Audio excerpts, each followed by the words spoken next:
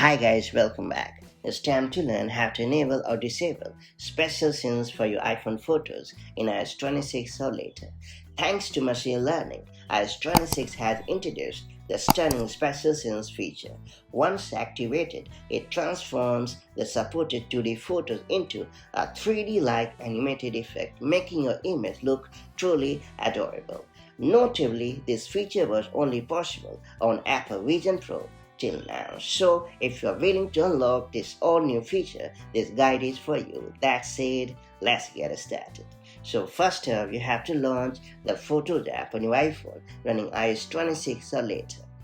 And then you have to open the compatible image. And then you have to tap on the Spatial Scenes button located at the top right. It will instantly apply the Spatial Scenes effect for your image. Later, if you ever want to disable this effect, just open the same image and hit this very icon to turn it off, and that's about it.